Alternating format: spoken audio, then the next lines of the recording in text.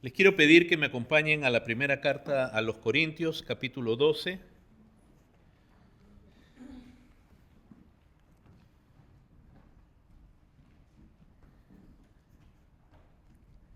Dice así desde el verso 1. No quiero, hermanos, que ignoréis acerca de los dones espirituales. Sabéis que cuando erais gentiles se os extraviaba, llevándoos como se os llevaba a los ídolos mudos. Por tanto, os hago saber que nadie que hable por el Espíritu de Dios llama anatema a Jesús. Y nadie puede llamar a Jesús Señor sino por el Espíritu Santo. Ahora bien, hay diversidad de dones, pero el Espíritu es el mismo. Y hay diversidad de ministerios, pero el Señor es el mismo. Y hay diversidad de operaciones, pero Dios, que hace todas las cosas en todos, es el mismo. Pero a cada uno les dada la manifestación del Espíritu para provecho, porque a éste es dada por el Espíritu palabra de sabiduría, a otro palabra de ciencia, según el mismo Espíritu, y a otro fe por el mismo Espíritu, y a otro dones de sanidades por el mismo Espíritu, a otro el hacer milagros, a otro profecía y a otro discernimiento de espíritus, y a otro diversos géneros de lenguas, y a otro interpretación de lenguas. Pero todas estas cosas las hace uno y el mismo Espíritu, repartiendo cada uno en particular como Él quiere. Hermanos, en este pasaje Pablo comienza a explicar a los hermanos en Corinto lo que tiene que ver con el Espíritu Santo y los dones, llamémosle así, especiales, milagrosos, que obraba en ese tiempo. Entonces, la iglesia en Corinto obviamente eran creyentes. Desde el primer capítulo se le llama santos, pero también se le llama santos llamados a ser santos. O sea que ya en Cristo hemos sido santificados, pero tenemos todavía el llamado de crecer, de ser transformados, de ser santificados. O sea, posicionalmente en Cristo ya somos santos, apartados para Dios, lavados de nuestros pecados, pero en la práctica todavía necesitamos que el ser lavados en cierta manera, ser transformados. Esta iglesia tenía muchos problemas de distinta índole, tenía el problema de divisiones entre ellos, unos eran más seguidores o tenían predicadores favoritos, también tenían problema de la tolerancia de la inmoralidad sexual, un problema muy común hoy día en las iglesias, la tolerancia de la inmoralidad sexual, sobre todo en la vestimenta, y también el divorcio, etcétera, cuán aceptado es hoy día. Tenían distintas clases de problemas en la Santa Cena, cuando se congregaban, algunos se embriagaban, etcétera.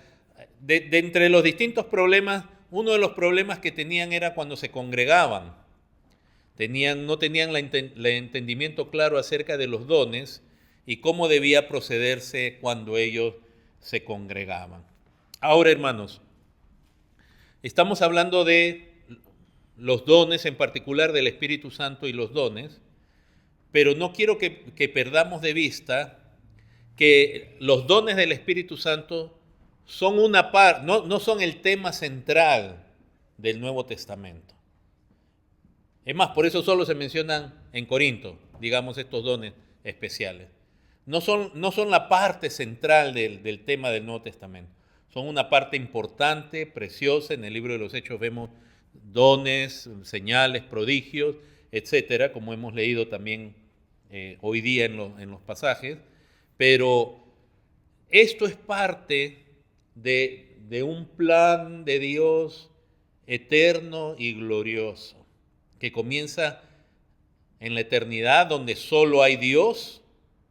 Dios no necesitaba de espacio ni de tiempo, y Él crea todas las cosas, crea el espacio, el tiempo, la materia, crea el universo, crea todo lo que existe, y en particular crea a un ser que le concede la dicha de que tenga comunión con Él, como un ser, me refiero a Dios, de una gloria ilimitada, de un amor, de unos atributos que van infinitamente más, son más grandes que el ser humano. y a esa criatura me refiero es el ser humano. También Él creó ángeles con ese mismo privilegio. Y la distinción entre los ángeles y el hombre es que el hombre sí tiene cuerpo físico, pero los ángeles también fueron creados para tener comunión con Dios. Hubo una rebelión en los cielos dirigida por Satanás, quien creyó que toda la gloria que él tenía, es decir, los atributos que tenía eran propios y que él era más digno aún que el Hijo de Dios para reinar en los cielos.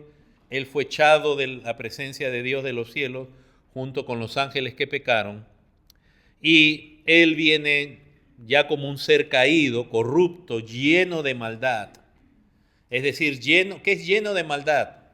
Si ustedes se ponen a pensar, Satanás es el ser creado, entre comillas, más bondadoso que puede existir. Supuestamente él quiere hacer el mayor bien a todas las criaturas, pero su maldad consiste en su detestar de Dios, de Cristo, de la gloria de Cristo. Él cree que la criatura no necesita del Creador, y así es como tienta a Adán y a Eva. Cuando hablamos de los dones, tenemos que verlos siempre dentro del plan de Dios eterno, que comienza con un pacto que Dios hizo cuando creó el hombre en Edén, lo que se conoce como el pacto de la creación. Dios es un Dios de pacto, es algo que mi mente no acaba de comprender en su grandeza, pero Dios se relaciona con los hombres como un pacto donde Él, siendo que Él nunca miente, pero Él hace un pacto donde Él se compromete de una manera muy gloriosa y abundante en su relación con los hombres, y al hombre también le establece condiciones. No le pregunta al hombre. En los pactos Dios, en su gloria, en su santidad, Él se compromete con los hombres a hacerle bien, como diciendo para que el hombre tenga certeza del Dios que tiene, y aún sin que Dios, sabemos que Dios no miente, y al hombre le establece condiciones. Entonces, cuando Él creó al hombre sin pecado, hizo un pacto con Adán y con Eva, y con ellos, con toda la humanidad, sus descendientes que iban a nacer. Hizo un pacto antes que el pecado entrara en la tierra. Y todos ustedes, no vamos a poder ir a todos los pasajes, pero recordarán en Génesis 1:26 que Dios los bendijo y les dijo: fructificaos, multiplicaos, llenad la tierra, sojuzgadla, ¿no? Y que ejerzan señorío en los peces del mar, etc. Hermano, un Dios que lo que hizo fue bendecir al ser humano. Este es un Dios que tiene tal amor, tanta abundancia, tanto bien, que los falsos predicadores de la prosperidad, cuando mencionan esa parte, es correcta, pero lamentablemente en las doctrinas de la prosperidad, todo supuestamente el bien de Dios es centrado en el ser humano y en la vida presente, y eso es lo que es satánico. Pero de que Dios es un Dios de abundancia, de bondad, de misericordia. Hermano, si pudiera usar una frase media poética, digamos, es como un mar sin fondo, lleno de abundancia. Dios, es más, Dios creó las cosas sin Él necesitar nada, solo para que lo creado pueda disfrutar de Él. Y todos recordamos en algunas confesiones cuando se comienza diciendo eso, que Dios creó al hombre para que gozara de Él para siempre. Ese pensamiento es el que Satanás rompe cuando tienta a Eva, y más bien le presenta a un Dios que es un Dios mezquino, que como que la está limitando, que ella tiene que independizarse para alcanzar su plenitud y hasta llegar a ser como Dios. Como que Dios las tenía limitadas. Y te quiero decir que ese veneno está en ti y en mí. Si tú te pones a pensar, todo pecado de los hombres, todo pecado tuyo y todo pecado mío, está enraizado en una idea de que yo tengo que encontrar mi felicidad por mis propios medios sin tener en cuenta a Dios. Que en el fondo es como decir, lo que dice Dios no es cierto, me está mintiendo, y te lleva a desconfiar de Dios. Todo pecado en esencia Es una desconfianza, es incredulidad en Dios. En el Dios de gloria, en el Dios de amor, de abundancia. Entonces Él le promete todo. Lo pone al hombre en un huerto perfecto, hermano. Ni ropa necesitaba. Todo era todo era un paraíso. Pero el hombre peca, se rebela contra Dios. Y algo precioso en ese huerto, recuerden que la presencia de Dios se paseaba, Dios se paseaba por el huerto, el hombre tenía comunión con Dios. Dios le habló a Adán, le hablaba así como yo te hablo, Dios le habló a Adán. Pero el hombre peca, pero aún pecando, y el hombre estando perdido sin saber qué hacer, porque más bien lo que él hace es hacerse ropas para tapar su desnudez y después esconderse. O sea, el hombre ni siquiera, nunca piense que al hombre se le va a ocurrir un camino para restaurar su relación con Dios. El hombre no supo qué hacer, ni Adán ni Eva. Y esto me rompe la mente. Dios tiene la iniciativa de redimirlos. Es decir, en el fondo la redención es concederle al hombre, esto es algo, el amor de Dios es tan grande que con aquellos que se han revelado, que, obviamente por ser Dios justo, les va a sancionar con las consecuencias que Él mismo había advertido. Pero a la vez los va a redimir.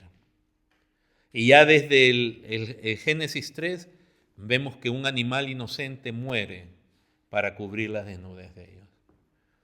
Qué amor tan grande es ese, hermanos. Yo no lo puedo comprender. No digo que no lo entiendo nada, sino en su magnitud. Un Dios que no necesita que esa criatura rebelde la debió desaparecer en ese momento desde el punto de vista humano, pero Dios le concede esa dicha. Cuando Él te salva a ti y a mí, no nos salva porque somos grandes personas. Es por el amor que hay en Dios, es la bondad que hay en Dios. Y con el hombre caído establece un pacto, ya un pacto de redención con Adán, y obviamente está extendido a su descendencia, aunque en la práctica ya vemos que no toda su descendencia iba a ser salva. Ya de entre sus dos primeros hijos, uno fue un verdadero creyente, un hijo de la fe, como se menciona en Hebreos 11, Abel, pero el otro era un hijo del diablo, como también la Escritura lo dice. Pero ya en la descendencia, es decir, en la humanidad, Dios va a conceder salvación, no a todos. Vemos, a algunos.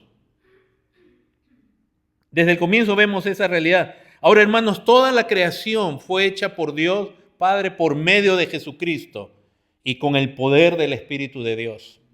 La creación se relaciona con Dios en Cristo, y la redención Dios también establece que sea por medio de Cristo, y establece a Cristo como Redentor. Nadie puede venir al Padre si no es por medio de Cristo. Pero algo sí pasa, en la caída se pierde la presencia de Dios. El hombre es echado del huerto del Edén, donde tenía comunión con Dios, y se le prohíbe acceder al árbol de la vida, lo cual no es un acto de ira desmedida de Dios, sino que es un acto más bien bondadoso, porque si no el hombre iba a comer de un árbol que lo iba a mantener vivo para siempre en pecado. No, lo mejor es que el hombre muera. ¿Sabían que lo mejor que le puede pasar a un pecador es que muera?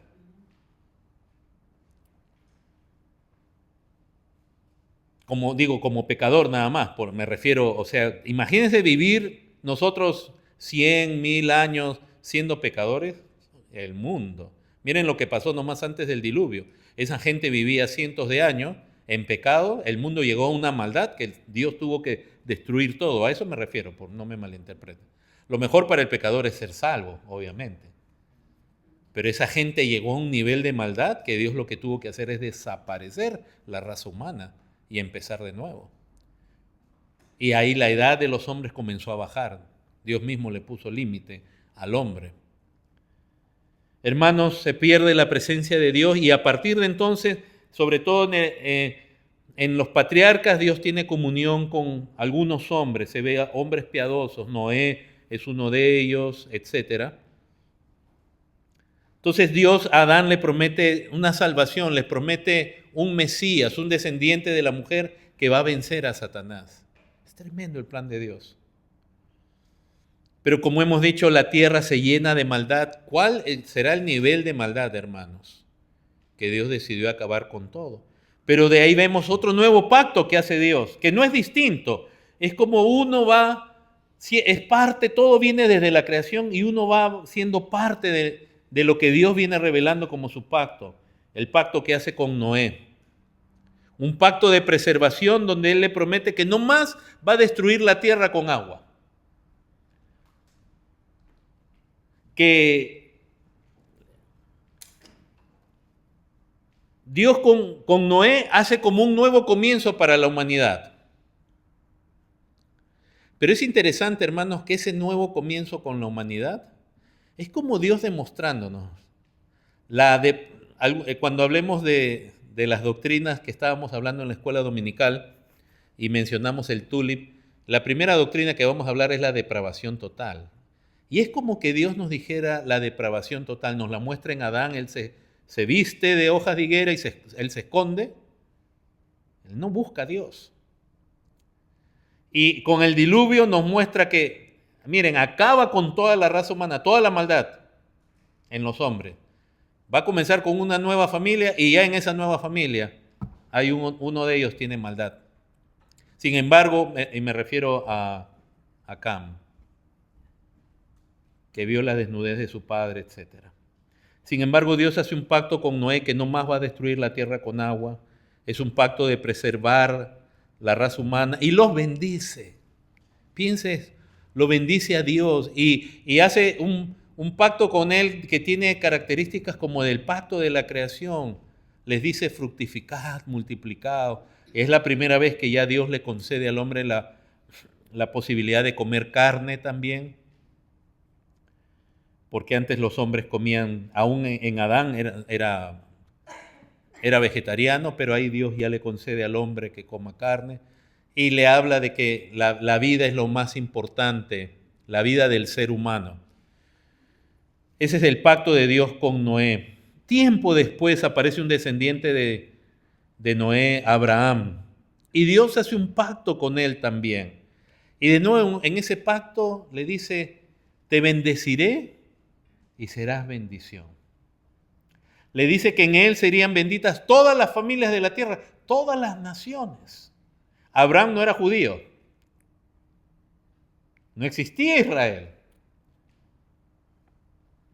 Entonces, pero hace con él un pacto de nuevo, este Dios de gloria, de bondad, de bendecir a los hombres. Pero también le hace un pacto de que de él, a pesar de la esterilidad de su mujer y lo viejo que él era, iba a ser también una nación. Y como nación también va a hacer Dios un pacto con ellos como nación. Así que a su descendencia en cuanto a la carne, Dios le establece la circuncisión, etc. Pero Dios hizo esta promesa y esa promesa se cumple cuando se forma la nación de Israel en Egipto. Y vemos que Dios ahora otro pacto más que Dios establece en las Escrituras es el pacto que hace con Moisés y con la nación de Israel, siglos después de Abraham. Pero de nuevo, este pacto no es algo opuesto, separado o que no tiene relación con los pactos anteriores. Es una revelación más del carácter de Dios como un Dios de pacto. Les da una ley que tiene aspecto moral, llamémosle religioso o sacramental, sacerdotal y aspectos civiles. Les da una tierra que ellos tenían que conquistar, la tierra de Canaán, donde se ve que Dios esperaba que en Israel, su pueblo, sacara a todos los cananeos que tenían unas prácticas abominables, hermanos. Y la maldad de ellos ya había llegado a su colmo, porque Dios le había dicho a Abraham que su descendencia heredaría esa tierra, pero también le dice que la maldad del amorreo no había llegado a su colmo. Pero ya para los días de Moisés, ya la maldad del amorreo porque la maldad de una cultura, de una sociedad, va progresando, hermano. Es como la maldad en Estados Unidos. Estados Unidos moralmente no es el mismo de hace 20 años, menos de hace 50, solo 50 años. La maldad también va creciendo, y la maldad de los cananeos llegó a extremos terribles. Ellos ofrecían a sus hijos en sacrificio a Baal, a dioses. Ellos tenían prácticas inmorales terribles y Dios los sacó de la tierra. Su pueblo tenía que conquistar la tierra y Israel tenía que ser luz a todas las naciones. Hasta la localidad geográfica servía, hermanos, como para que todas las naciones pudieran venir a Israel. Y por eso en el Antiguo Testamento Dios declara, y algunos dicen, es que hay profecías que no se han cumplido. Es que si Dios está lidiando con Israel y a ellos les está dando el privilegio de ser parte de ese pacto, a Israel le tiene que decir que las naciones vendrán a ti, que las naciones que vengan a Jerusalén, porque está lidiando con esa nación. Y ese es el propósito de Dios, que Israel fuera un pueblo tan ejemplar que las demás naciones dijeran, ¿qué nación hay como Israel que tiene un Dios como Jehová? Y algo de ello vemos, un poco de eso vemos en la vida de Salomón, cuando él reinaba, su gloria, su fama se extiende por toda la tierra y de toda la tierra venían a Israel. Y estaban maravillados de la gloria que veían ahí, la sabiduría de Salomón, cómo Dios los había bendecido, aún materialmente.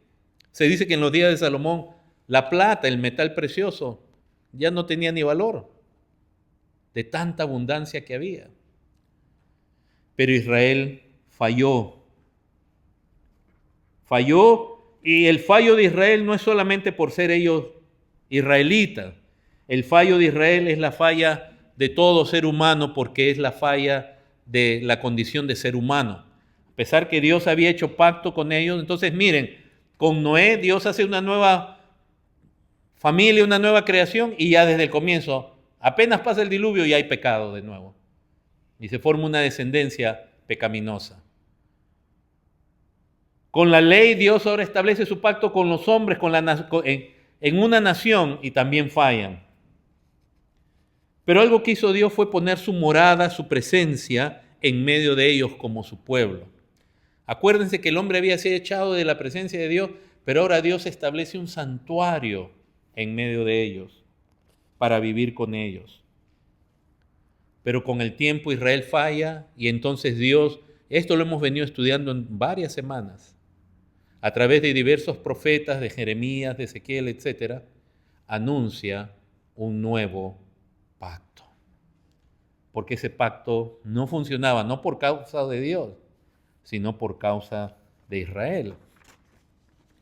Y ese nuevo pacto ya se anunciaba desde el antiguo pacto. Aún se hizo un pacto con David también, que de nuevo no es un pacto que contrario, separado de los otros, es un pacto donde se le anunciaba que vendría un descendiente, de un descendiente de él sería el rey de Israel, un rey como no hay otro.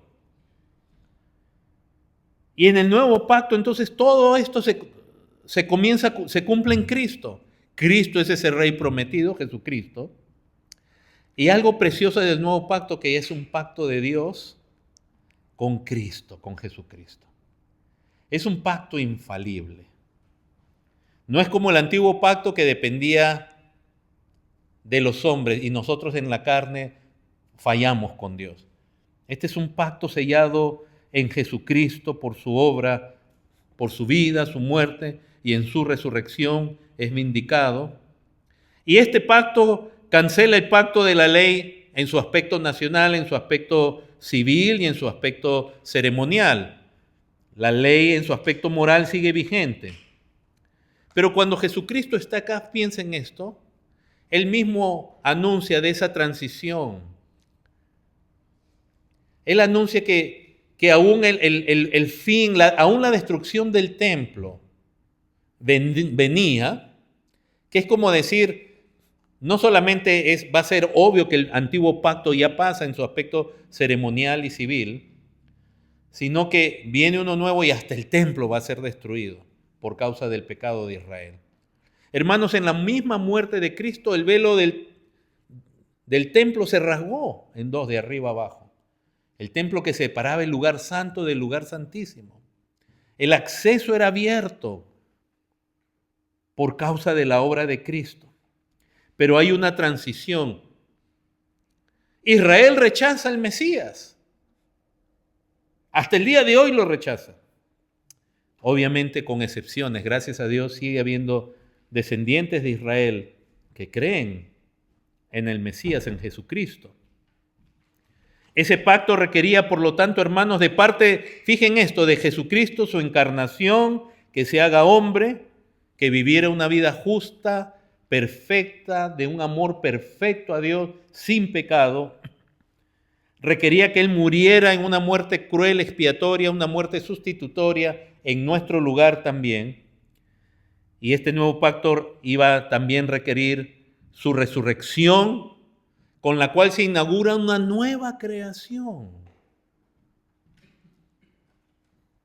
De la creación original, que fue echada a perder por el pecado, en la resurrección de Cristo se inaugura una nueva creación que comienza a verse en hombres nuevos, transformados, todavía no perfectos, pero que ya están en camino a la perfección, y en la promesa de una nueva creación aún de los cielos y de la tierra, porque los cielos y la tierra como los conocemos van a pasar, serán destruidos, consumidos por fuego, pero esperamos de Dios, nuevos cielos y nueva tierra. Esa nueva creación en la resurrección se logra.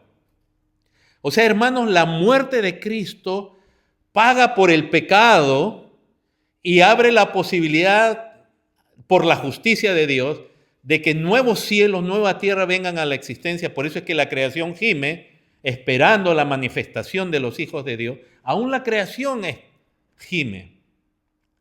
Y nosotros los hombres también gemimos, esperando la redención de nuestro cuerpo, lo cual no quiere decir que no somos salvos, sino que aún seamos transformados en un nuevo hombre a la imagen de Cristo, sin relación con el pecado. O sea que lo que Adán era al comienzo vamos a hacer y mucho más todavía. Porque en la nueva creación ya no hay posibilidad de pecar. Y nadie dirá, ay, es que Dios no respeta mi libre albedrío. Al contrario, le daremos gracias de que Él nos haya redimido. Porque si hoy día defendemos nuestro libre albedrío, eso refleja un poco de necedad. Porque en nuestro libre albedrío siempre escogemos pecar. Y yo estoy más bien anhelando el día donde ni siquiera un deseo, un pensamiento, nada en mí tenga relación con el pecado. Y le voy a dar gracias a Dios cuando extirpe ese cáncer de mí, que es todavía tener la naturaleza pecaminosa, aunque ya uno haya sido transformado. Entonces, hermanos, Cristo resucita y se establece una nueva creación. Pero Cristo también es exaltado, lo cual, como ya hemos estudiado cuando correspondió, significa que Cristo ahora reina, no que Cristo va a reinar en el milenio. La exaltación de Cristo fue predicha, anunciada por Daniel y distintos pasajes en Isaías, etc. Y habla de la exaltación de Cristo y que recibe todo reino, toda autoridad, dominio, todo le es dado a Él. Lo cual el mismo Señor confirma cuando se aparece resucitado a sus discípulos y les encomienda la gran comisión. Toda autoridad me ha sido dada. O sea, no es algo que va a pasar. Cristo ya reina. Pero como dice también la palabra en Hebreos, no parece, a veces no parece. Pero Cristo ya reina. Aun cuando vemos gobernantes impíos, perversos, malignos. Y este es un tiempo muy delicado, hermanos, porque tenemos unos gobernantes a nivel estatal, a veces a nivel nacional, aquí en otros países, seres malignos, muy guapos pueden ser o muy guapas, con una verborragia muy muy linda, pero en el fondo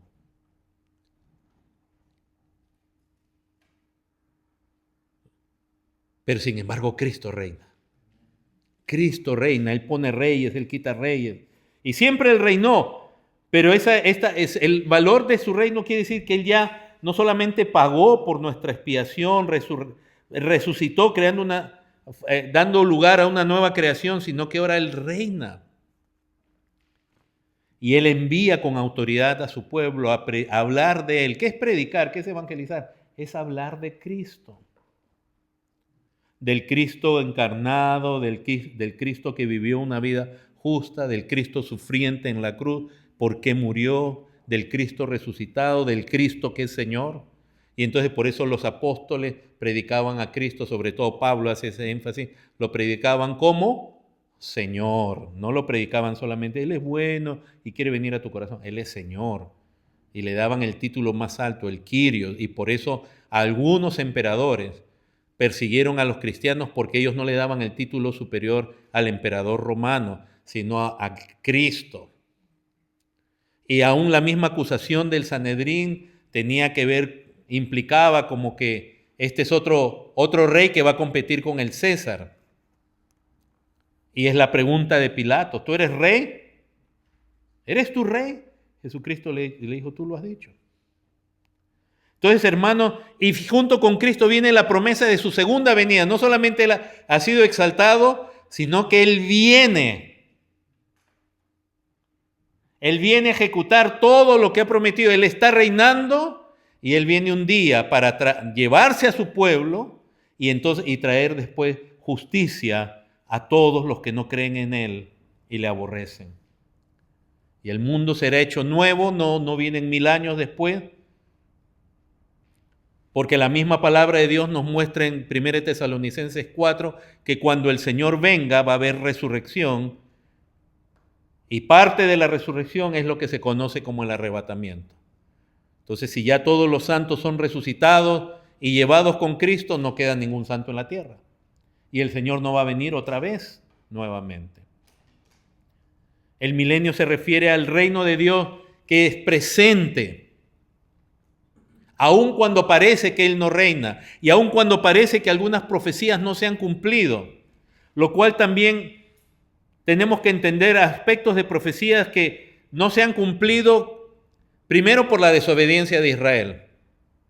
¿Me dejo entender? Porque Dios les prometió, por ejemplo, les dijo, te doy toda la tierra de Canaán, ¿ok? Pero tienes que echar ¿a cuántos? Enemigos. ¿A cuántos tenían que echar? A todos. Entonces Dios les promete victoria, pero ellos echaron a todos. Eso no se ha cumplido. Y hasta el día de hoy sufren las consecuencias. Pues fue un grave error para Israel decir, aceptemos que nuestros enemigos tengan esta franja, hablando políticamente. Esa gente los odia a ellos.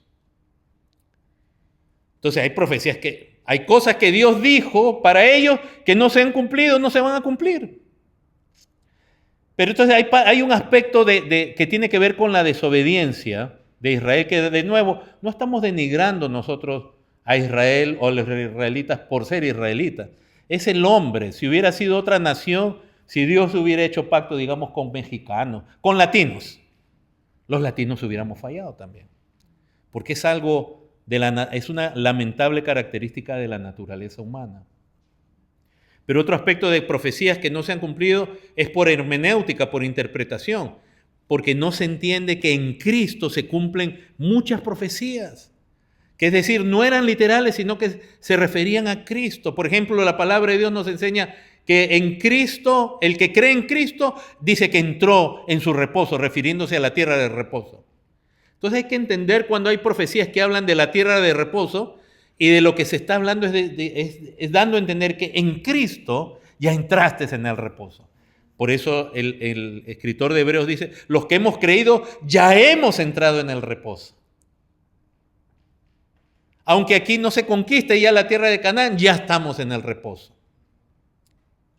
Y distintos pasajes, cuando se habla de restauración, etcétera, se refiere a que se ha hecho en Cristo. Pero como decimos, esperamos su segunda venida, pero el Señor partió. Y entonces, ¿a quién envía el Señor? Al Espíritu de Dios. Cristo está a la diestra del Padre, está reinando junto con su Padre, y el Espíritu de Dios, que es Dios ahora morando en nosotros. Recuerden, desde Génesis,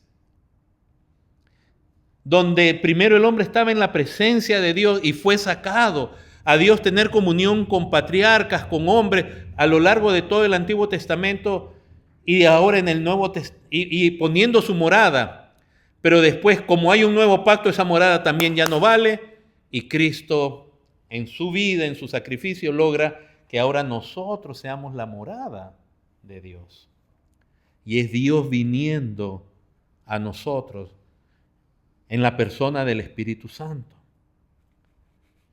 La muerte de Cristo nos habla de la fiesta de la Pascua que se anunciaba en el Antiguo Testamento, la resurrección de las primicias y la venida del Espíritu Santo de Pentecostés que hemos estado compartiendo. Qué precioso orden de Dios, qué preciosa historia a través de los siglos. Donde Cristo ya está reinando y envía a su Espíritu Santo. Y por eso acerca de Pentecostés hemos visto el significado central de Pentecostés es Dios morando con nosotros nuevamente. Y no solamente en nosotros. La tipología del Espíritu Santo que se da en la fiesta de Pentecostés habla de ¿qué? De lo que logra el Espíritu Santo en nosotros, convirtiéndonos a nosotros representados en esos panes de esa fiesta, en una ofrenda a Jehová, aunque todavía había levadura. Panes consagrados a Dios, pero todavía hay levadura. Porque el Espíritu Santo hace eso, obra un cambio, obra la regeneración en nosotros, un cambio de mente, un cambio de corazón que nos lleva a consagrarnos a Dios, aunque todavía en nosotros hay imperfección. Eso se logra por el Espíritu Santo. La necesidad del Espíritu Santo, la necesidad de Pentecostés se radica que nuestra carne no puede agradar a Dios. Entonces Dios pone en nosotros aquel que tiene el poder para transformarnos y para darnos el poder para vencer al pecado que todavía reside en nosotros, ya del cual ya hemos sido librados de su poder y de la condenación del pecado, ya hemos sido librados, ya somos hijos de Dios, pero todavía está presente en nosotros. O sea, por el Espíritu Santo ahora el creyente tiene un poder que él no tiene para vencer a estos enemigos. Y el Espíritu Santo va a producir, por eso es necesario, porque no solamente va a venir a morar en nosotros, nos va a llenar. Va a producir fruto, un cambio, va a producir que la posibilidad de que realmente seamos testigos de Cristo, que demos testimonio de Cristo. Y en el contexto del libro de los Hechos también el Espíritu Santo produjo dones especiales. Por eso cuando hablamos de la escatología de Pentecostés, de lo que implicaba la venida del Espíritu Santo, Pedro muy bien interpreta qué es lo que habló Joel, que esos eran los últimos días. ¿Los últimos días de qué? Del antiguo pacto, de la economía del antiguo pacto. Y en los postreros días, dijo Dios, derramaré de mi espíritu sobre toda carne. Y vuestros hijos y vuestras hijas profetizarán. Vuestros ancianos soñarán sueños y vuestros jóvenes tendrán visiones. Lo cual, como hemos dicho, lo que habla es de la manera que Dios se quiere comunicar, iba a hablar a los hijos de Israel. ¿Qué implica entonces ese nuevo pacto? Bendición de nuevo a todos los hombres. A Israel y a todas las naciones. Ahora el Señor le dice, ya que Israel pecó y no era más ejemplo para nadie, Dios le dice a su pueblo, id por todo el mundo y predicad el Evangelio. Y estos hombres están ya experimentando lo que significa ser nuevos hombres, una nueva creación. Yendo a todas las naciones y están viviendo el reino. Ellos hablan del reino presente, no a futuro. Juan dice que él es copartícipe de vosotros, dice en la tribulación, y dice en el capítulo 1 de Apocalipsis, y copartícipe, y en el reino, dice. Es cierto que no es que el reino ya está en su plenitud manifestado. Cuando venga el Señor, ahí todos sus enemigos serán castigados.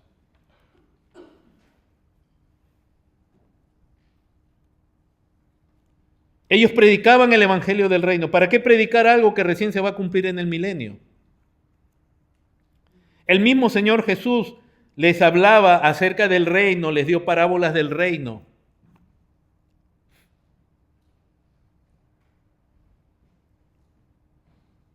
Así que al final, cuando hablamos de los dones, vemos que son esa parte dentro del nuevo pacto de enviar Dios a su Espíritu Santo en Pentecostés, que ahí los dones van a tener un propósito que, como hemos leído en esta mañana, tiene que ver con el de corroborar que estos hombres, digamos, venían de Dios, que la palabra que hablaban, el mensaje que daban, era de Dios.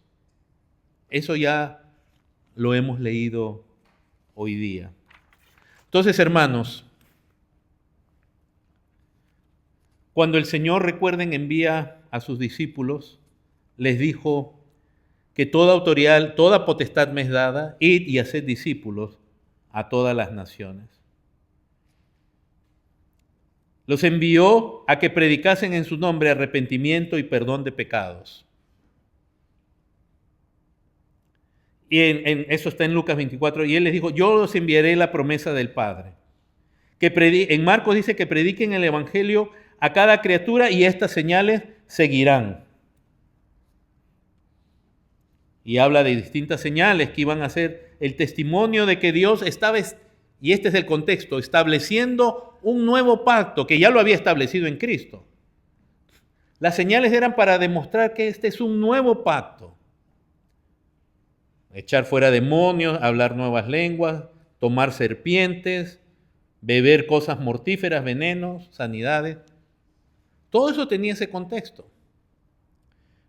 Por eso es malo sacar los dones, las maravillas, las señales del contexto de escatológico, de que en el establecimiento de un nuevo pacto, Dios está enviando esas señales para que se vean que esos apóstoles son enviados por Dios. Primero las señales que van a demostrar que Jesucristo es Dios encarnado, el Hijo de Dios, el Mesías. Sus apóstoles son enviados de Dios, porque si no, no pudieran hacer esas señales, y que lo que ellos predicaban era el mensaje de Dios. Y no solamente entonces se le concede que primero Jesucristo hizo muchas señales que no daban duda de que Él era el Mesías. Los apóstoles hacían señales que no dejaban duda de que ellos eran apóstoles encomendados por Cristo, pero aún a la iglesia se le concede dones, no a todos y a cada uno. Como hemos leído en el pasaje, diversidad de dones. A uno el Espíritu Santo le daba esto, a uno otro. No quiere decir que a todos y a cada uno, sino que el Espíritu repartía, veía como era, Él quería. Como vimos en la lectura bíblica en Hechos 14, había un hombre cojo de nacimiento. Todo el mundo sabía que era cojo de nacimiento. Una pregunta, ¿era el único cojo en esa ciudad? No sabemos, posiblemente no, ¿verdad? ¿Era el único enfermo con problemas? Pero el Espíritu Santo en ese momento quiso hacer eso. Y Pablo fue el instrumento. Y ese hombre fue sanado. Y el corazón idólatra, como se enseñaba, lo que quería era adorar a Bernabé y a Pablo, en lugar de reconocer a Dios. Entonces el Espíritu Santo obraba como Él quería, y por eso es cierto, no podemos nosotros decir, este viernes tal vez va a haber campaña de milagros, sanidades, porque es como si nosotros le estuviéramos diciendo, Espíritu Santo, no, es al revés, Él hace como Él quiere. Nosotros no le podemos poner una fecha, un horario. Por eso es que normalmente las señales ahí son falsas señales. No van acompañadas del Evangelio. Es todo acerca del hombre y supuestamente el poder y la gloria de Dios, pero el Evangelio escasea, hermano. Ojalá pudiera usted oler un poquito del Evangelio de Cristo, de predicación cristocéntrica, expositiva, buena.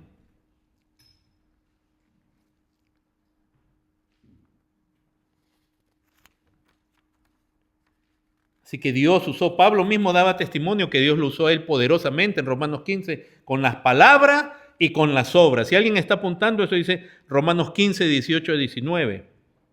con potencia de señales y prodigios. Dios lo usó. Entonces, los dones milagrosos, hermanos, tenían el propósito de confirmar la legítima representación de Dios, Jesucristo. Hechos capítulo 2, apúntenlo para que... Hechos 2:22, recuerden, Pedro en su prédica, lleno del Espíritu Santo, decía, Jesús hablaba, varón aprobado por Dios, por las señales y prodigios que él hizo en medio de ustedes. Por eso es que Nicodemo lo buscó y le dice, sabemos que nadie puede venir de Dios a menos que haga estas señales que tú haces. Nicodemo lo buscó por las señales, le decía, si tú no fueras enviado de Dios, en otras palabras, tú no pudieras hacer esto. Y Juan en el capítulo 12, verso 37 dice que Jesús había hecho tantas señales, dice Juan. Sin embargo, dice que no creían en él. O sea, ya es como también, por eso digo, fíjense que en el plan de Dios es tan glorioso, tan grande, que Él va demostrando su amor, su grandeza. Imagínense todavía continuar con el deseo de bendecirnos. Imaginen lo que significa estar de nuevo en su presencia, hermano, sin pecado, sin sufrimiento, sin dolor. Hermanos, qué Dios tan grande. Conociéndole, sirviéndole.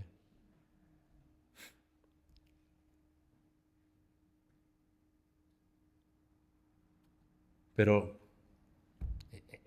a la vez Dios no solamente nos muestra su grandeza, es que el Evangelio muestra el amor de Dios, la grandeza, la bondad, el poder de Dios, pero también nos va mostrando la dureza del corazón del hombre. Y nos muestra que, de nuevo, Dios le dio todo, Dios le da promesa de salvación a Adán y Eva, y ya su hijo mayor sale un asesino, es un hijo del diablo. Con Noé hace una nueva humanidad y ya su hijo de nuevo pecado y todo. Una nación, los llamo, miren, se revela a ellos de una manera tremenda, fuego, humo. Ese es Dios quien está aquí, ellos sabían, ese monte humeaba. Un pacto con ustedes para que sean un reino de sacerdotes y gente santa. Y fallan. Jesucristo haciendo milagros, prodigios, y la gente no creía en Él. Nosotros no somos mejores que ellos. Si tú crees, piensa esto, que es que Dios te ha concedido la gracia de cambiar tu corazón. Así que no te ensoberbezcas, ni piensas que esta es una virtud tuya. Por lo tanto, más bien, en referencia a los mensajes anteriores, no contristes, no le hagas la batalla al Espíritu Santo. No solamente los dones confirmaban que Jesús era enviado de Dios, sino los apóstoles. En 2 Corintios 2, verso 12, Pablo decía, las señales de apóstol han sido hechas en medio de ustedes. 12:12, 2 Corintios 12:12. Dice, con todos las señales de apóstol han sido hechas entre vosotros en toda paciencia por señales, prodigios y milagros. Hubieran señales que daban a entender estos hombres son apóstoles enviados de Cristo. Pedro resucitó. Por medio de Pedro se hizo resurrección. Por medio de Pablo se hizo resurrección. Cosas que no dejaban duda que estos hombres eran apóstoles, aparte de sanidades. En Hechos 2, verso 43 dice que muchas maravillas y señales eran hechas por los apóstoles. Y la Escritura es clara en mencionar a los apóstoles, pero como hemos dicho en antes, no solamente, sino aún también a través del pueblo. Hechos 2:43, sobrevino temor a toda persona y muchas maravillas y señales eran hechas por los apóstoles, para que se sepa que estos eran. Pero no solamente por la iglesia, en Hechos capítulo 6 ya se habla de Esteban, y este Esteban hacía grandes, dice, prodigios y señales. Y Esteban no era un apóstol. Esteban fue apartado como tradicionalmente se acepta como un diácono en la iglesia. Eso está en Hechos 6:8. Y Esteban, lleno de gracia y poder, hacía grandes prodigios y señales entre el pueblo. Pero se van a dar cuenta que el énfasis menciona esto, pero cuando comience usted a leer de Esteban, el énfasis de Esteban, lo que define a Esteban como un gran hombre de Dios, aunque no era apóstol, es su predicación, lo cual los judíos que estaban ahí presentes rechazan y terminan apedreándolo, aún con la aprobación de los líderes, particularmente de Saulo. La predicación que hace Esteban en el capítulo 7 es tremenda. Y por eso acabamos de leer en 1 Corintios 12, verso 11, donde dice que todas estas cosas las hace uno y el mismo Espíritu, repartiendo a cada uno en particular como Él quiere. O sea, que el Espíritu Santo repartía como Él quería. ¿Y por qué de nuevo pasaba esto? Porque la palabra enseña en 1 Corintios 1:22 que los judíos buscan señales.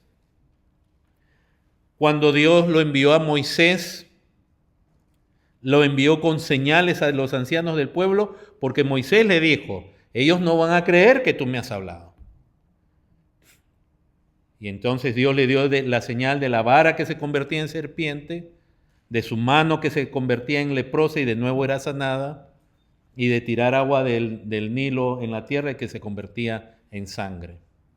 Porque iban a decir, no, como Dios te ha hablado, demuéstranos. Y en cierta manera no lo decimos de manera negativa ni ofensiva, porque si alguien viene, como vienen muchos, y dice, Dios me ha hablado esto para ustedes, ¿cómo sabemos? Entonces por eso los falsos apóstoles y los falsos profetas de hoy traen señales, pero traen falsas señales. Y no traen el evangelio, traen otro mensaje.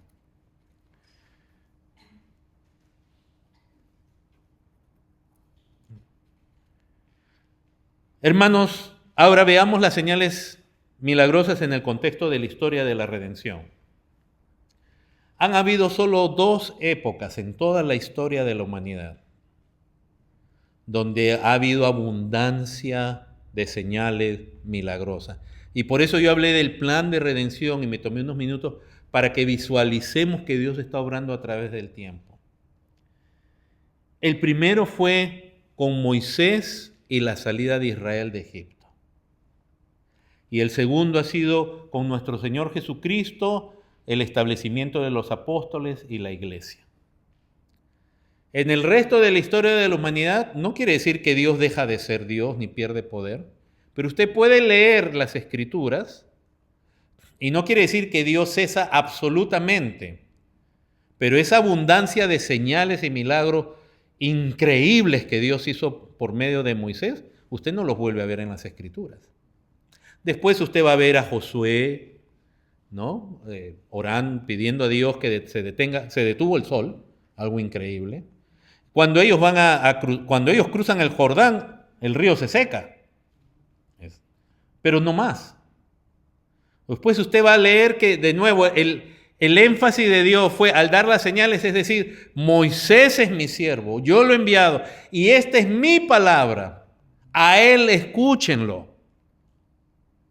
Y le da la palabra y la palabra queda escrita y lo importante es la palabra de Dios, perdón, y lo que Dios establece para Israel por el resto de la historia. Y por eso es que venían profetas y decían, así ha dicho el Señor. Después vemos a un Elías, también es un Eliseo. Pero son eventos bien, si usted estamos hablando de cientos de años de la historia de Israel, no de 40 años nada más. Estados Unidos tiene menos de 300 años de historia. Es nada comparado con la historia de Israel. Y entonces usted ve en las Escrituras y ve profetas como Isaías o Jeremías, etcétera, Ezequiel, no hacían milagros. No era la manera, Dios les hablaba la palabra. O sea que el énfasis de Dios para su pueblo no son las señales. No es que siempre tiene que haber señales. Las señales van a demostrar que Él habló en un tiempo y particularmente, este es el punto de las señales. En estos 2 momentos de la historia lo que van a marcar es una revelación especial de Dios. Que Dios está hablando de una manera especial, abundante. Segundo, que se está estableciendo un pacto Por eso es que lo vemos en el antiguo pacto y en el establecimiento del nuevo pacto. Pero una vez establecido el pacto, ya tienes mi palabra, vive en ella. En el caso del antiguo pacto era hasta el nuevo pacto, aunque ellos no sabían que iba a haber un nuevo pacto, porque, perdonen de nuevo, recién se comienza a anunciar por Jeremías, etcétera. O sea, recién se comienzan a ver la posibilidad de un nuevo pacto, que quizás ellos no entendían a qué se refería Jeremías o Ezequiel. Pero entonces, ¿qué marcan? Las señales fueron dadas por Dios en momentos especiales, de una revelación de la palabra de Dios, porque de nuevo, lo que escribió Moisés, eso quedó para siempre. Entonces, el pueblo de Israel en cada generación no tenía que esperar señales, ya tenían la palabra, ya estaban bajo el pacto de Dios, tenían que tener certeza porque Dios lo demostró a través de Moisés, tenían que andar en ello. Forever and ever. ¿Se dan cuenta? No es que es necio, es insensato esperar que cada generación tenga señales para comprobar que era Dios el que le habló. El Nuevo Testamento ya fue terminado. No tenemos que esperar que en cada generación o que cada pastor que predica el Nuevo Testamento tiene que hacer señales para demostrar que es esto, porque esto ya fue demostrado por Jesucristo y por medio de los apóstoles y aún la iglesia. Ahora, si nosotros dudamos y queremos señales, estamos peor que los incrédulos. Si yo hubiera sido un israelita del antiguo pacto, yo no tengo que pedir un milagro para creer que Dios le habló a Moisés. Hubieron testigos, yo soy descendiente de ellos, todo esto se sabe que era verdad, nuestros padres nos lo enseñaron. Eso no es un cuento lo que pasó con Moisés, hubieron testigos.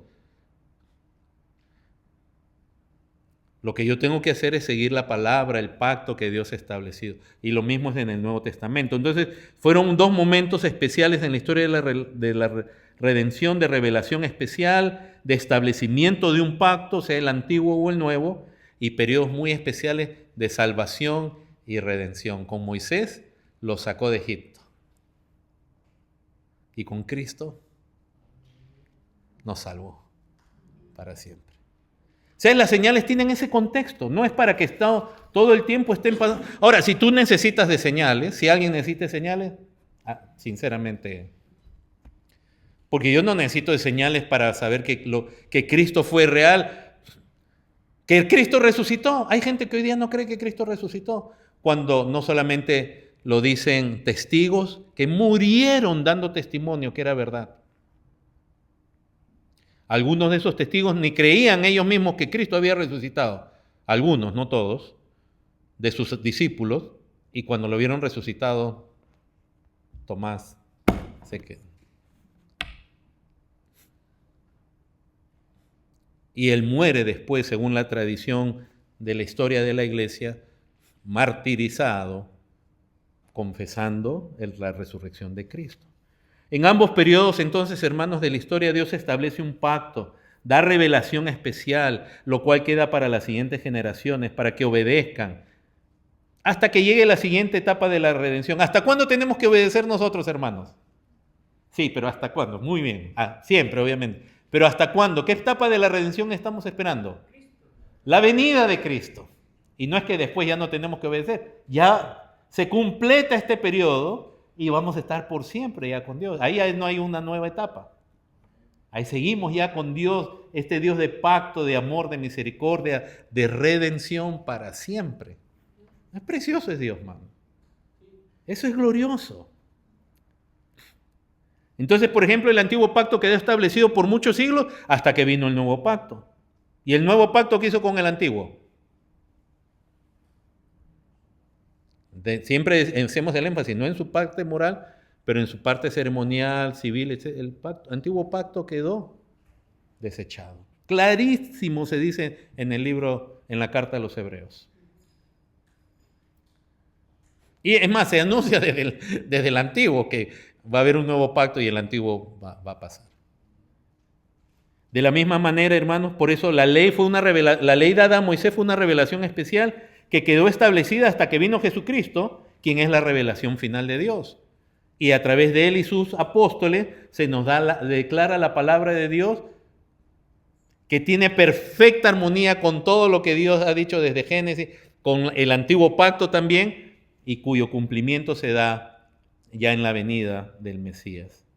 En ambos periodos Dios salva conforme a la revelación y a la verdad establecida. ¿Qué significa esto? En el Antiguo Testamento Dios te decía, si tú pecabas, tienes que traer un animalito, porque está simbolizando a Cristo. Cristo es el Salvador. Pero en el Antiguo Testamento, si Dios manda eso, tú tenías que hacerlo. Y en el Nuevo Testamento Dios te dice, ya no tienes que matar un animalito. ¿Por qué? Porque el verdadero Cordero de Dios ya dio su vida por ti. Entonces ya no tienes que matar un animalito. Pero el principio es el mismo. La fe es la misma. Dios no ha cambiado de medios de salvación. Hay que creer en Dios. Hay que creer hay que necesitar y por eso ofrecer un sacrificio por uno. En este caso, Cristo ya se ofreció por nosotros. Etcétera, etcétera. Podemos afirmar entonces que una vez que salvo el pueblo y dada la revelación especial y establecido el pacto, tanto en el Antiguo Testamento como en el Nuevo Testamento, los dones, las señales milagrosas ya no tienen esa necesidad de existir. Y no porque Dios ha dejado de ser omnipotente y pueda Él ahorita levantar un muerto, no por eso, sino no hay esa necesidad en el contexto de la historia de la redención. Porque Él ya reveló su verdad, ya estableció un pacto. Por eso es que cuando ya Moisés muere, ya no vemos de nuevo abundancia.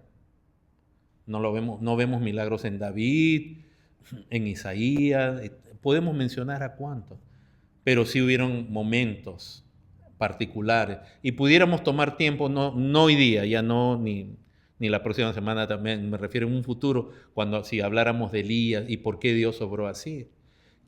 Esos milagros intermitentes en la historia, pero ya no dominantes, digamos, en la escena, nos muestran que Dios no deja de ser todopoderoso, que Dios puede intervenir como Él quiera, pero ya no hay una abundancia de manifestaciones como cuando ocurrió.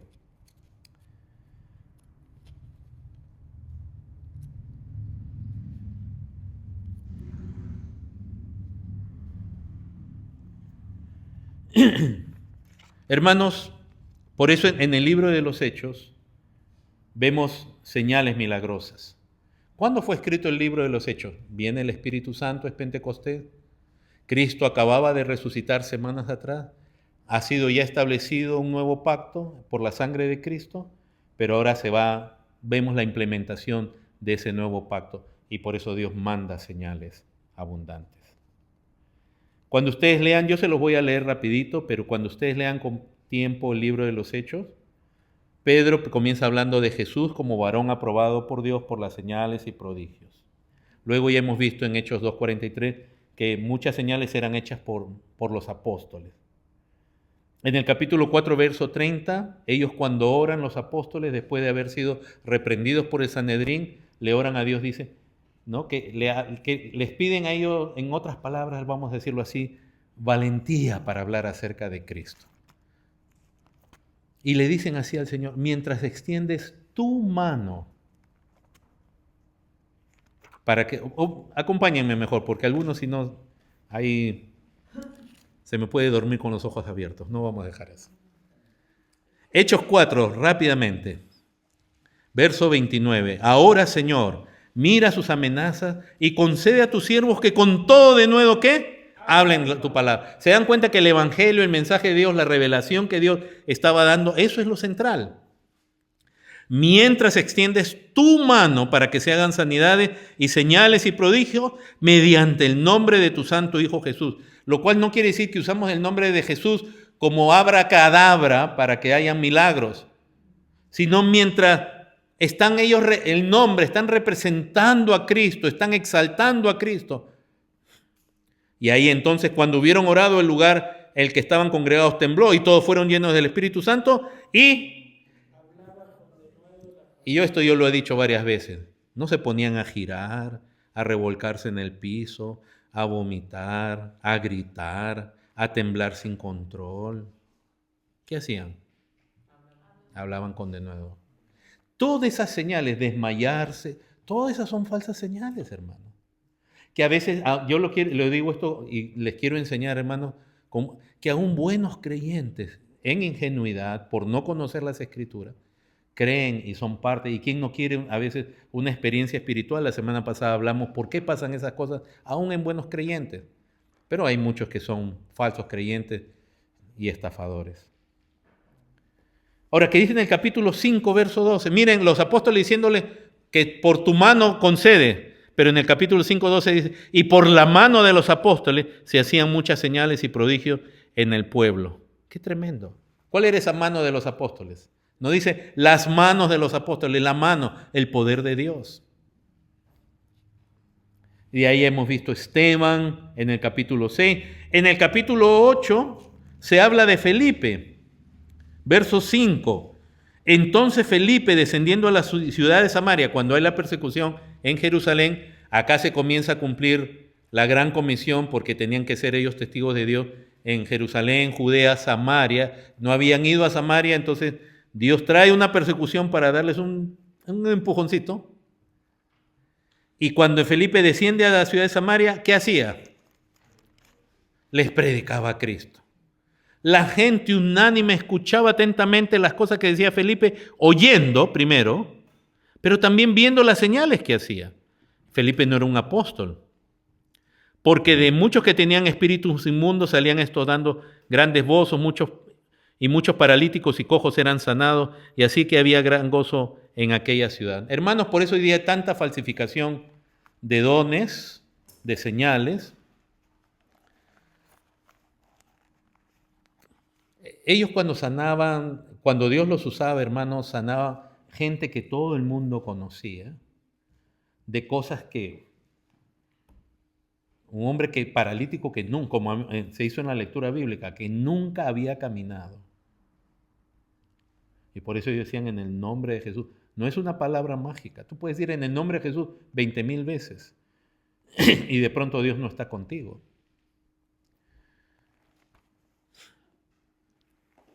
Y verso 8, así que había gran gozo en aquella región. Oh, pero el capítulo 9, el verso 9 dice, pero había un hombre llamado Simón, ahí en esa región de Samaria, que antes ejercía la magia en aquella ciudad,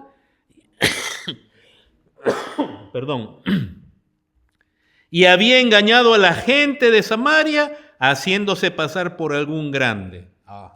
Típico. Gente que sabe usar magia, o sea, hay maneras de engañar a la mente, hay maneras de sugestionar a la gente. ¿Sabían que mucha gente recurre de verdad? Y un tiempo, es más, en los comienzos del auge de la psicología moderna, Freud y todos los sucesores, la hipnosis era una práctica que se hizo muy fuerte para quitar a la gente vicios, sacarlos de dolores, sugestionando la mente. Algún día ustedes podrán ver hasta un estudio, me parece que está el video también. Sí, yo he visto el video, ahora que recuerdo, de a una persona que la van a operar y no quería anestesia, entonces llamó a un hipnotista. Y que con hipnosis le comenzaron a hacer la operación. ¿Qué les parece? Ahora, en un momento comenzó a sentir dolor y pidió anestesia, pero ya habían avanzado bastante. Entonces, esas cosas existen, hermano. La manera como sugestionar, darles instrucciones a la gente. Y por eso usted ve las señales y no hemos descartado que alguna vez Dios haga realmente algo por su pura gracia, por su pura misericordia, pero no porque está respaldando ese tipo de prédica o de situación. Pero normalmente es una estafa, es un engaño. Ellos se hacen pasar por grandes, al contrario de un verdadero siervo de Dios. Que no pongan sus ojos en mí. Si realmente están en vigencia los dones, él dije, hermano, usted lo tiene. Usted. No.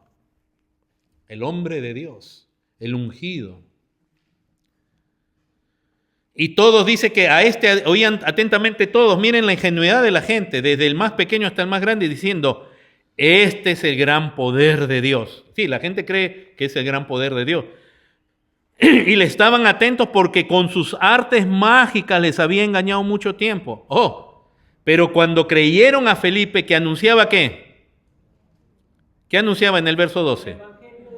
El evangelio del reino de Dios, que esa es la marca de un verdadero ministro. y el nombre de Jesucristo, porque tú no puedes hablar de Dios y de su reino separado de Cristo, de Jesucristo, de su persona y de su obra. Entonces se bautizaban hombres y mujeres, quiere decir que creían.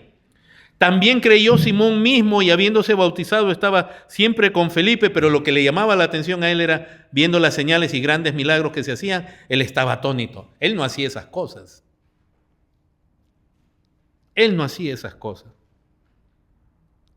Y por eso vean, hermanos, escuchen el testimonio de Justin Peters, un hombre muy conocido en los medios, un hombre que se concentra en su ministerio a denunciar a los falsos ministros, a los falsos apóstoles en sus falsas señales. Un hombre que sufre de cierto grado de parálisis cerebral. Puede hacer movimientos, hay casos más severos, pero a él lo llevaron, escuchen su testimonio.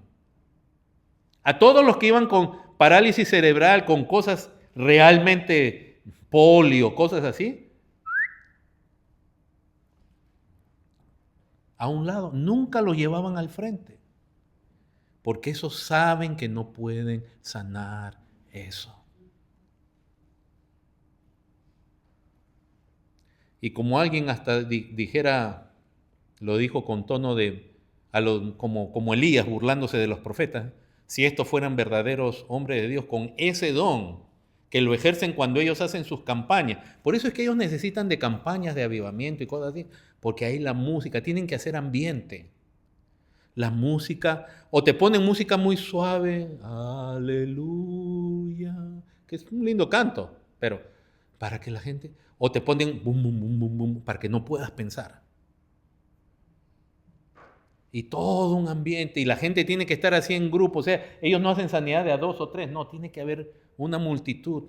Pero alguien burlonamente dijo, ¿por qué no van a los hospitales si tienen el don y sanan a todos? Que no lo tienen. Ellos mismos, cuando uno escucha el testimonio de ellos, tienen médicos de cabecera. Su alimentación, todo es orgánico, puro, porque tienen la plata para ello, porque es la plata que se le han quitado a todo el mundo.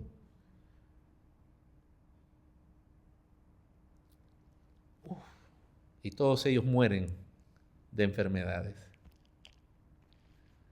Desde el dueño de TVN, y lo digo no con alegría, la muerte nunca es algo que disfrutamos de nadie, hasta los grandes predicadores de sanidades y milagros han muerto de enfermedades. O sea que, hermanos, hay que tener cuidado. Lo que Dios hizo tan glorioso, tan precioso, tan genuino con el Espíritu Santo, ¿cómo se falsifica? Ahora, Simón dice en el versículo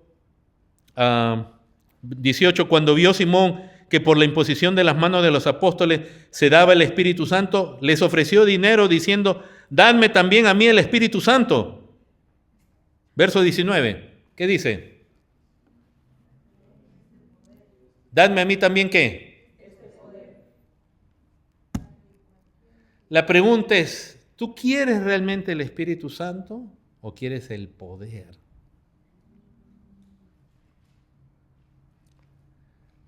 Y él no va a querer el Espíritu Santo, porque realmente el deseo de tener el Espíritu Santo es la comunión con Dios y lo que Él va a obrar en nosotros para iluminarnos, revelarnos quién es Dios, para gozarnos en Cristo, para llevarnos a las obediencias. Hay a quienes les interesan las señales y los milagros.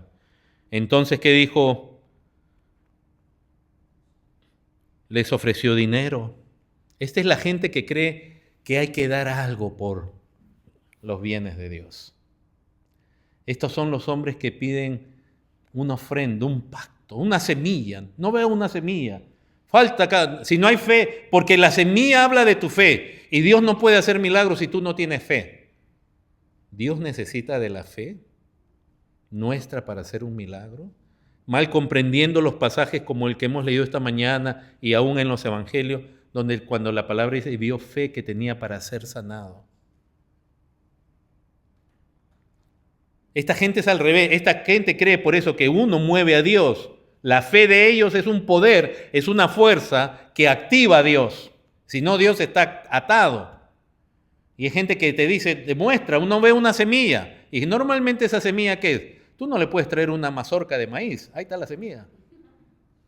¿Qué le tienes que traer? Dólares, dinero, joyas. Ah, ahí tu fe es grande.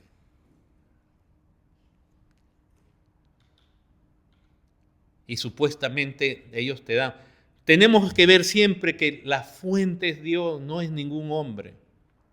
Y cuando un hombre dice, se presenta como un apóstol, como alguien por medio del cual obra Dios, tú tienes que huir. Cuando ellos soplan y la gente dice, voy a soplar y van a recibir el Espíritu Santo, yo le diría, cierre su boca. Yo no quiero ese mal aliento. Porque ese no es el Espíritu Santo, ese es el soplo de un hombre. Quizás te está transmitiendo un espíritu, digamos, demoníaco. Pero ¿qué hombre puede dar el Espíritu Santo? Ya hemos visto aquí en este pasaje cuando Pedro, ya lo hemos estudiado antes, les imponía las manos, era por identificación. Ahora estos samaritanos son creyentes y oraban por ellos y el Espíritu Santo los llenó. Pero rápidamente, hermano, entonces es falsas señales. Los había engañado mucho tiempo, el error de la imposición de manos, la blasfemia de creer que podemos dar dinero o algo a cambio del don de Dios. Simón, hermanos, era digno de muerte, como se lo dice después Pedro, y le dice arrepiéntete, porque nadie desea la muerte, ni aún de un Simón.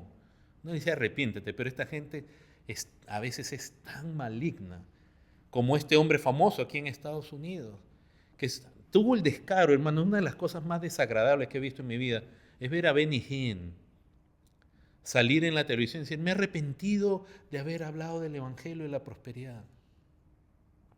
Y en los medios inmediatamente, wow, se arrepintió. ¿Quién no desea eso? Y a las pocas semanas de nuevo estar pidiendo plata. Que hay que ser demasiado, ya de verdad, hermanos, hay que estar muy, muy metidos en las tinieblas para ser así de sinvergüenza. Pero ojalá se arrepintiera, de verdad. Él y todos los que predican estas falsas señales, ojalá se arrepintieran y conocieran lo que es realmente el gozo del Espíritu Santo y la humildad, en lugar de vivir en mansiones, que todos sin vergüenza dicen, esto me lo dio Dios, claro, pero tú se lo sacaste a ellos.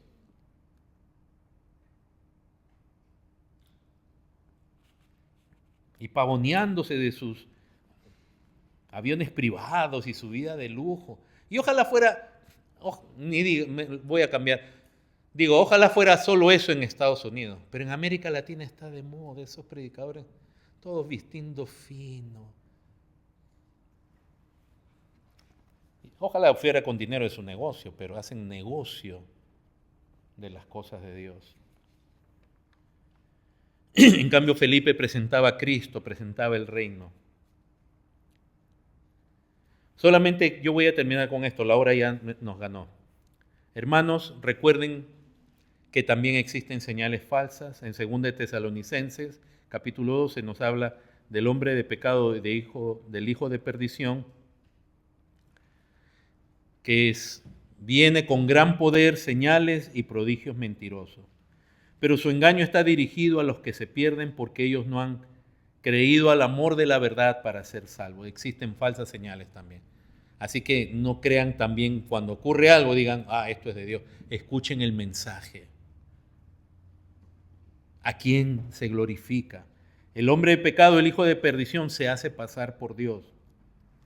En 2 de Pedro se nos habla del carácter de los falsos profetas.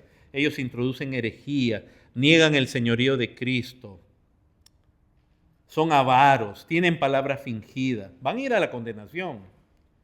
Son carnales que andan en concupiscencia y en inmundicia. Por eso normalmente en ese tipo de iglesia la carnalidad poco a poco se comienza a manifestar más y más. Ellos no están bajo el señorío de Cristo. Creen que tienen autoridad sobre las potestades superiores. Andan atando al diablo. ¿Qué son ellos comparados con Satanás, hermanos? Nosotros no le tenemos temor a Satanás, pero no porque somos bravucones ni somos más grandes que él, sino como cantábamos ahora, el ángel de Jehová acampa alrededor de los que le temen y los defiende. porque en Cristo y por causa de Cristo no podemos ser tocados, a menos que Dios, por algún propósito de santificación, como en el caso de Job, permita que de alguna manera seamos probados por Satanás, o como Pablo dijo, un aguijón, un mensajero de Satanás, que él veía que en ese caso afectaba como una enfermedad. Pero el creyente ya no puede ser tocado por Satanás, menos poseído por Satanás. Eso no existe. Estos falsos profetas se recrean en sus errores. Ven cómo se divierten diciendo su carnalidad. Hay un supuesto gran ministro aquí en Estados Unidos que se pavoneaba en la televisión diciendo que tenía de una marca de relojes como 35, 36. No los había contado últimamente. Relojes que van desde 4,000 hasta 40,000, 80,000 dólares. Se recrean en sus errores. Les gusta todas esas cosas. En la inmoralidad sexual. Son codiciosos, etc. Dice que son esclavos de las contaminaciones del mundo.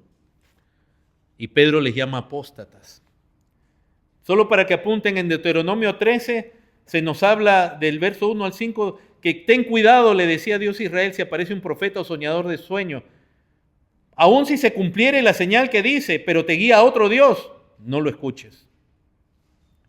Dios lo ha enviado para probarte, si amas realmente a Dios o no. Aun si se cumpliera una señal, no lo escuches. Ese profeta es digno de muerte delante de Dios. Pero en Deuteronomio 18 también dice que cualquiera que hable en su nombre, usando el nombre de Dios, como muchos usan el nombre de Jesús, y te habla, si te habla en nombre de otros dioses, si te presente otro Cristo, otro evangelio, no lo escuches. Pero si te anuncia un prodigio, si te anuncia algo milagroso y no se cumple, ten por certeza que Dios no habla por medio de él. Todos esos que predicaban, ¿te acuerdan los que repudiaron al COVID? Eso es mentira.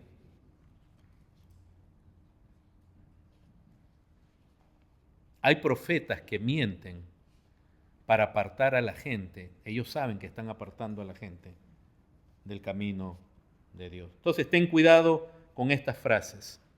Cuando alguien te habla del viento, el soplo, y son hombres los que soplan. Cuando usan la palabra fuego, la gloria de Dios, glory, glory, dicen. O cuando ellos se presentan como apóstoles, como profetas. Cuando te hablan de la unción que está cayendo, que está en este lugar. No, la unción está en nosotros, el Espíritu está en nosotros.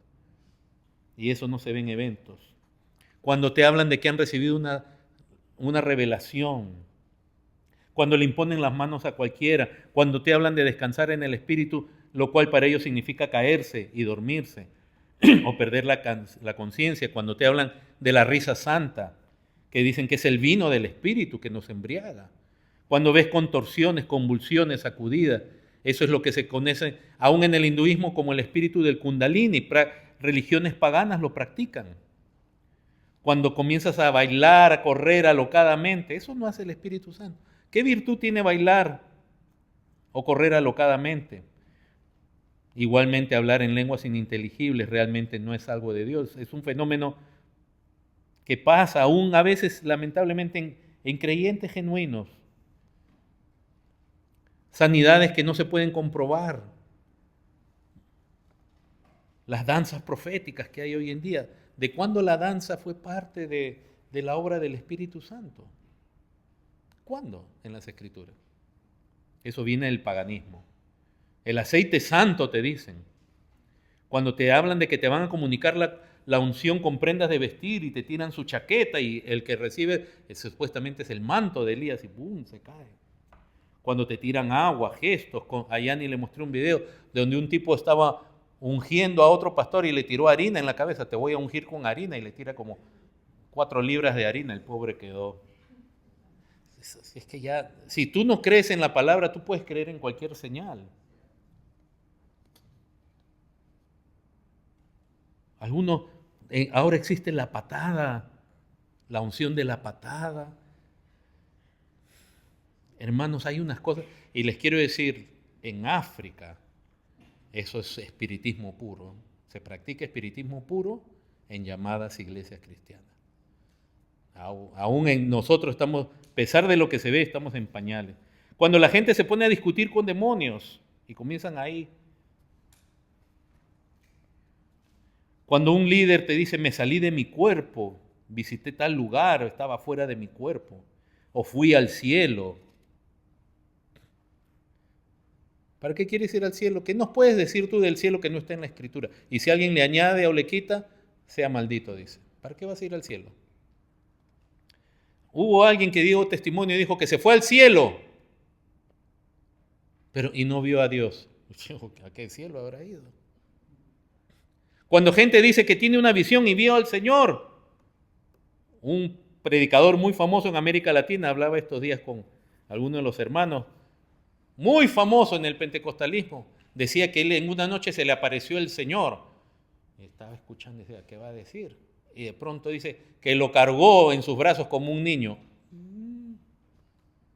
Pero bien convencido. O sea, estos tienen experiencias y visiones que están bien convencidos que es verdad. O sea, Jesucristo es alguien que mide, yo calculo entonces, unos 3,40 m o más, y tiene unos brazos para cargar a un hombre así como un niño en sus brazos.